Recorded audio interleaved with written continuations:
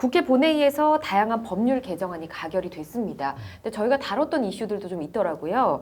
먼저 맹경과 관련된 법률 개정안, 동물보호법 있죠. 그리고 화학적 거세 이슈들이 있었는데 먼저 장 변호사님, 이 맹경과 관련된 법률 개정안에 대해서 이야기 좀 나눠볼까요?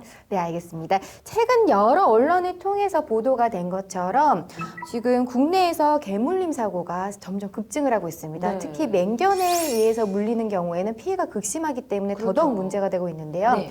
지난번 10월에 한 유명 한식당의 주인이 연예인이 기르는 맹견의 물림으로 인해서 폐혈증으로 사망을 했습니다. 그러니까요. 이런 사고가 일어나게 되자 맹견과 관련된 법안 심의의 속도가 붙게 되었고요. 그래서 국회에서 사고 발생 시 큰 피해를 주는 맹견에 대한 관리를 강화하는 법안을 통과시켰습니다. 네. 뭐 법률이 개정이 됐다고 하는데 주로 어떤 내용을 담고 있나요? 조금 전 MC님께서 브리핑으로 설명은 하셨는데요. 제가 또 간단하게 말씀드리면 우선 개정안에 따르면 맹견이 소유자 등 없이 기르는 곳을 벗어나지 않도록 관리를 하도록 이제 개정을 하였고요.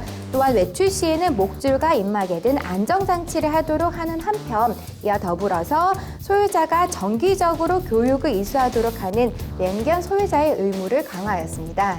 상대적으로 큰 피해를 입을 수 있는 아이들에 대한 대책도 좀 포함이 된 것 같던데요. 네, 맞습니다. 이번에는요, 맹견이 어린이집, 그리고 유치원, 초등학교 등의 시설에 출입을 할 수 없을 뿐만 아니라 맹견이 사람의 신체에 피해를 주는 경우 지자체장이 소유자 동의 없이 격리를 시킬 수 있는 필요한 조치를 할 수 있도록 내용을 담고 있습니다. 그렇군요.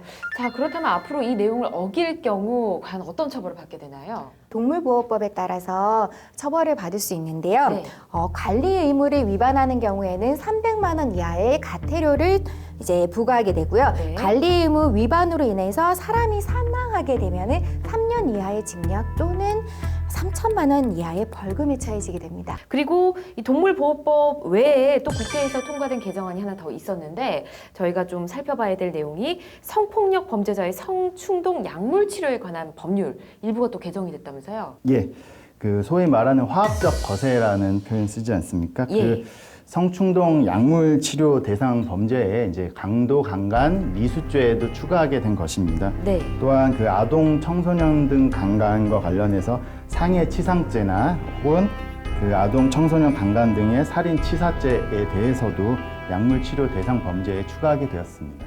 그렇군요. 근데 처음에는 이 몰카범도 화학적 거세를 해야 된다라는 내용이 포함되어 있었던 걸로 알고 있었는데 실제는 내용이 빠졌다고 하더라고요. 이유가 있을까요? 네, 그 법사위에 따르면 그 약물 치료 제도는 어디까지 좀 한정적으로 신중하게 도입할 필요가 있다는 것이 기본 입장인 것으로 보입니다. 예. 따라서 그 개정 안에서 카메라 등을 이용한 범죄, 소위 우리가 몰카 범죄라고 하죠. 그 부분에 대해서는 일단 좀 삭제하고 의결을 한 것으로 보이고요. 네. 다만 최근에 이제 몰카 범죄가 뭐 기술의 발달과 연계해서 좀 더 굉장히 일반 국민이 이제 피부에 느낄 수 있도록 많이 발생하는 만큼 이 부분에 대해서 추가적인 어떤 제재가 강화돼야 되지 않느냐 이런 의견도 좀 상당히 있는 것으로 보입니다. 그렇군요. 성범죄자에 대한 약물 치료, 이 화학적 거세가 얼마나 효과가 있을지도 좀 궁금합니다.